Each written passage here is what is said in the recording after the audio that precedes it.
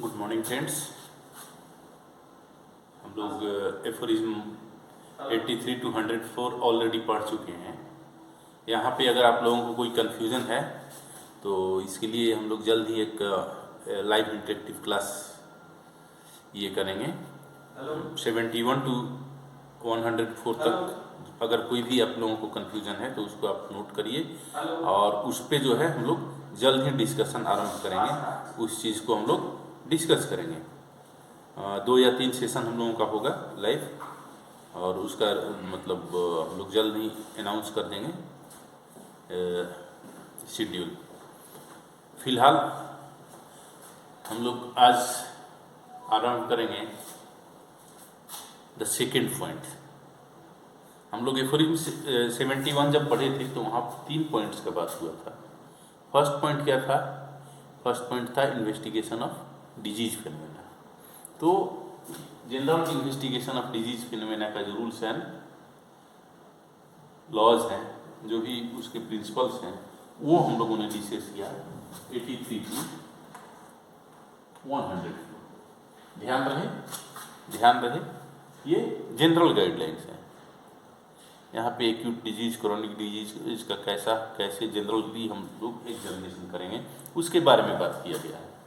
Now चूँकि हमने इस चीज़ को डिस्कस कर लिया 83 to 104, तो हम लोग अब नेक्स्ट पॉइंट की तरफ प्रोग्रेस करेंगे। एंड यहाँ पे नेक्स्ट पॉइंट क्या है? नेक्स्ट पॉइंट है examination of the pathogenetic power of the medicine. आप एफोरिज्म 105 से लेके एफोरिज्म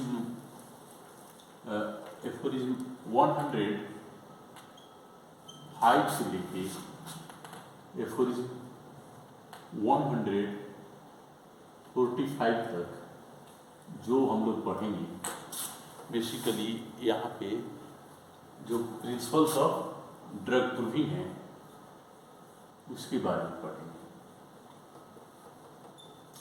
जो 71 में first, second and third point था, तो ये सेकेंड पॉइंट था examination of how we no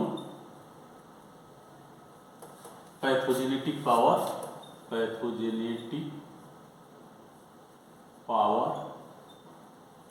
of medicines. ठीक है, examination of pathogenetic power of the medicines aphorism 71 का सेकेंड पॉइंट। फर्स्ट पॉइंट क्या था? Examination of disease, but we should know in order to cure the diseases. Diseases में क्या peculiar है? दूसरा क्या है? Examination of pathogenetic power of the medicine. Medicine का क्या पैथोजेनेटिक पावर है वो। और थर्ड पॉइंट क्या था? थर्ड पॉइंट था कैसे अप्लाई करेंगे। तो ये 105 के बाद हम लोग सीखेंगे। सो आज जो है जस्ट हम लोग इंट्रोड्यूस करेंगे aphorism 105 to 145, that is the second most vital part of the practical part, so-called practical part of organon of medicine, the drug proving को इंट्रोड्यूस करने से पहले हम लोग जो डेफिनेशन पढ़े हुए हैं ड्रग प्रूविंग का, उसको एक बार रिवाइज करेंगे। हम लोग क्या ड्रग प्रूविंग का डेफिनेशन पढ़े थे? ड्रग प्रूविंग क्या है? ड्रग प्रूविंग एक प्रोसेस है। किस चीज़ का प्रोसेस है? ये प्रोसेस है बेसिकली मेडिसिन्स के क्यूरेटिव पावर को जानने का। कैसे जानेंगे इसको?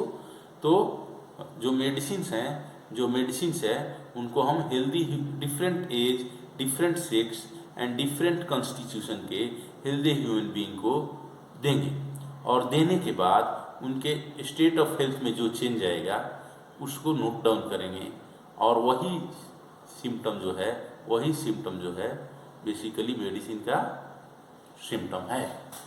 बेसिकली इस मेडिसिन का डिजीज प्रोड्यूसिंग सिम्टम है। So drug proving is a controlled experiment for the examination of the curative power of the medicines in which we give the medicines to the healthy human being of different age, different sex, different constitutions and record their pathogenetic phenomenas. Okay, तो drug proving एक controlled experiment है जिसमें कि हम लोग medicines के curative power को जानने के लिए different age, different sex and different constitution के ऑर्गेनिज्म को, ह्यूमन्स को स्टैंडर्डाइज्ड मेडिसिन देते हैं और उस मेडिसिन के देने के बाद उनके ऊपर जो इसका एक्शन होता है और उस एक्शन के रिफ्लेक्स में जो उनके वाइटलिटी का रिफ्लेक्शन होता है, मतलब जो साइन एंड सिम्टम्स उनके अंदर आते हैं उसको हम लोग रिकॉर्ड करते हैं। और बेसिकली यही तरीका है मेडिसिन्स के क्यूरेटिव पावर को जानने के लिए। बिफोर हैनीमैन बेसिकली ये जो हिस्ट्री में मेडिसिन के मतलब क्यूरेटिव पावर को कैसे जाना जाए, इस पे इंसानों ने बहुत लंबा संघर्ष किया। मतलब जब से इंसानों का जन्म हुआ तब से लेके और ये लड़ाई लगातार चलती रही। कोई बोलता था कि मेडिसिन, जब कोई किसी को किसी चीज़ का समझ नहीं था, और ये ही समझ मेडिसिन के क्यूरेटिव पावर का समझ होना ही सबसे फर्स्ट एंड फोरमोस्ट पॉइंट था, ये स्ट्रगल अगेंस्ट डिजीज में हमारे विन होने का, जीतने का, प्रोग्रेस होने का। बट सबसे बड़ी विडंबना ये थी कि शुरुआत से लेके, मानवता की शुरुआत से लेके, ह्यूमैनिटी के बिगनिंग से लेके और हजारों सालों तक किसी को ये सूझा ही नहीं कि मेडिसिन के क्यूरेटिव पावर्स को हम कैसे जानें। इट वाज एक्सीडेंटली और इंसिडेंटली, जो भी हुआ हो, 1790 में जो हैनीमैन साहब ने चाइना लिया और लेने के बाद उनको जो फीलिंग हुआ और उसका जो उन्होंने ऑब्जर्वेशन किया और उसका जो इंटरप्रिटेशन हुआ, ये ह्यूमैनिटी के हिस्ट्री में फर्स्ट टाइम एक रास्ता खुला कि हम लोग मेडिसिन्स के क्यूरेटिव पावर को कैसे जानें, एग्जैक्ट साइंटिफिकली कैसे जानें। उसके पहले जो भी हो रहा था वो सब जस्ट साइंटिफिक नहीं था। पहले लोग बोलते थे कि केमिकल नेचर से, उसके बाद उसके अपीयरेंस से डिफरेंट, जैसे अगर हार्ट के जैसा मेडिसिन कोई चीज़ है तो वो हार्ट को जाके असर करेगा। अगर किसी चीज़ में छेद है, नेचुरली छेद एग्जिस्ट कर रहा है, तो वो पंक्चर ढूंढ में काम करेगा।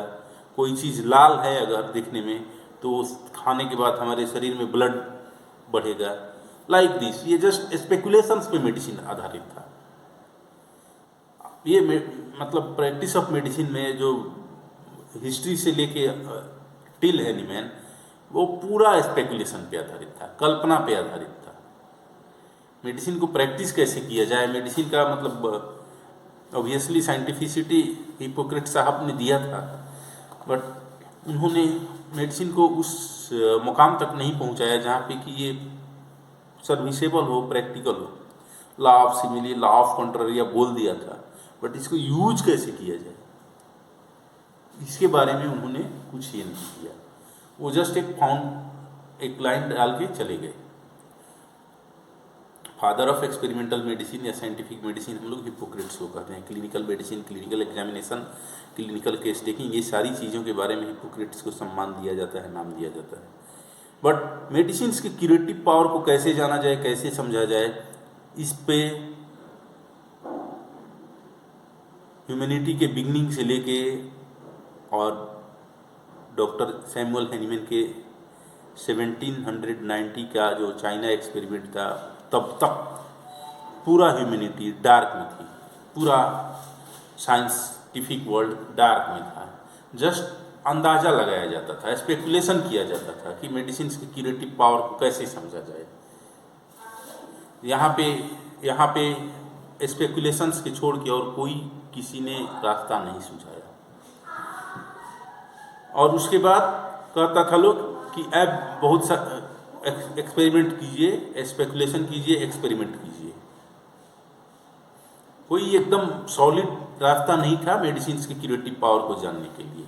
बट 1790 में जब कुलीन मेट्रिया मेडिका ट्रांसलेट करते समय उनको वो लाइन देखने को मिला हैनीमैन को, और उसके बाद उन्होंने चाइना लिया, तो उनके अंदर इंटरमिटेंट फीवर में जैसा सिम्टम होता है वैसा सिम्टम्स आया, और उस चीज़ को उन्होंने ऑब्जर्व किया, केयरफुली ऑब्जर्व किया, और उसके बाद इस एक्सपेरिमेंट के उन्होंने बार बार रिपीट किया। ऐसे एक्सपेरिमेंट्स को उन्होंने बार बार रिपीट किया, क्योंकि ऐसा नहीं था, अंदाजे से ही सही बहुत सारे डिजीजेज में इंसानों के पास मेडिसिन्स थी जहाँ पे मेडिसिन्स सर्टेनली काम करती थी, अच्छा काम करती थी, वहाँ पे रिलीफ मिलता था। सो उन मेडिसिन्स को बार बार हैनीमैन साहब ने उन मेडिसिन्स पे वही एक्सपेरिमेंट रिपीट किया, और सेम उनका फाइंडिंग आया। मेट्रिया मेडिका प्यूरा अगर आप लोग खोल के देखिएगा, कभी आपको मौका मिले, ठीक है, कभी अगर आपको मौका मिले मेट्रिया मेडिका प्यूरा खोल के देखने के लिए, तो मैं कहूँगा कि उसको खोल के देखिएगा, और उसके बेसिकली जो नोटा बेनी वाला पोर्शन है वहाँ पे हैनीमैन साहब ने एक बड़ा मतलब गहराई वाला बात कहा, और उस गहराई वाली बात को पढ़ करके हेरिंग साहब कन्वर्ट करते हैं। तो आज का जो ड्रग प्रूफिंग वाला क्लास है, इसको हम लोग वहीं से शुरू करेंगे। वहाँ पे हैनीमैन साहब ने कहा था, this doctrine appeals solely to the verdict of experience. This doctrine appeals solely to the verdict of experience. Repeat the experiments. It cries aloud. Repeat them carefully and accurately, and you will find the doctrine confirmed at every step. And it does what no medical doctrine, no system of physics, no so-called therapeutics ever did or could do. It insists upon being judged by the results.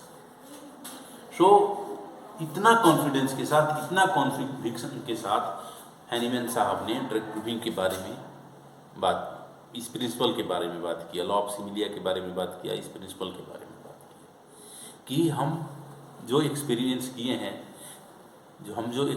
किए हैं इस experience को और इस experiment को आप सावधानीपूर्वक carefully repeat कीजिए, और ये इसका हर कॉमा, डिट्टो, फुल स्टॉप, एक एक स्टेप पे ये चिल्ला के अपने को प्रूफ करेगा।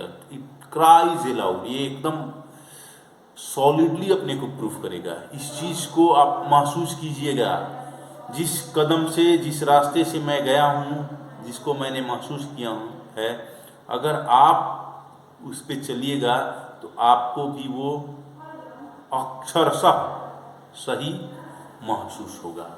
और ये चीज़ अभी तक, जब तक हैनीमैन साहब एग्जिस्ट कर रहे थे, किए थे, उस टाइम में लिख रहे हैं, और आज की तारीख में भी वो बात उतना ही सही है कि मेडिसिन्स के क्यूरेटिव पावर को जानने के लिए उसके पहले और उसके बाद ऐसा कोई सिस्टम नहीं आया, जहाँ पे कि कोई इतना कॉन्फिडेंस के साथ, कोई इतना कॉन्विक्शन के साथ, कोई इतना सॉलिडिटी के साथ बोला हो कि it insist upon being judged by the results. मेरा चेहरा मत देखो, मैं बोल रहा हूँ, इसको ध्यान मत दो, उड़ा के फेंक दो, बट इसका जो रिजल्ट है उसको देखो, और उसके बेसिस पे इसको जज करो, और किसी बेसिस पे जज मत करो। अनप्रिजुडिस्ड होके जाओ और तब जज करो। तो ये जो basically methodology of examination of curative power of the medicines है, जिसको कि हम लोग ड्रग प्रूविंग कहते हैं, ये हैनीमैन साहब ने ईजाद किया था। ये हैनीमैन साहब का डिस्कवरी था। उसके पहले किसी ने इसके बारे में सोचा नहीं और उसके बाद में भी किसी ने ऐसा कोई दूसरा रास्ता सुझाया नहीं। ये ह्यूमन हिस्ट्री में, ये हिस्ट्री ऑफ मेडिसिन में फर्स्ट पॉइंट था जहाँ पे किसी ने सॉलिड एकदम पुख्ता तरीके से मेडिसिन्स के क्यूरेटिव पावर्स को रीड करने का एक तरीका दिया और उसके बाद ये बात कहा कि मैं जो बोल रहा हूँ वो मैं बोल रहा हूँ ये मान के विश्वास मत करो, तुम खुद इस रास्ते पे चल के देखो और इसके रिजल्ट्स के थ्रू जज करो। तो ये स्टोरी ड्रग प्रूफिंग का स्टोरी है। ऐसे हैनीमैन साहब ने ड्रग प्रूफिंग के बारे में शुरुआत किया था। नेक्स्ट क्लास में हम लोग थोड़ा बहुत और बात करेंगे और उसके बाद हम लोग एफोरिम्स को पढ़ना शुरू करेंगे। सो मैं आपको इन एफोरिम्स को पढ़ने के लिए बोलूँगा। खुद से रीडिंग लीजिए, पीछे भी जो है उसको जल्दी आप लोग देख लीजिए, रिवाइज कर लीजिए। हम लोग जल्दी ही लाइव क्लास अरेंज करेंगे ऑनलाइन, और उसमें अगर आप लोग उसका शेड्यूल भी दे देंगे कहाँ से कहाँ तक हम लोग ये करेंगे। 2 या 3 क्लासेस हम लोग लेंगे वीकली करके, एक क्लास, और आप लोगों का कन्फ्यूजन क्लियर करेंगे अगर कोई कन्फ्यूज़न हो तो। Thank you.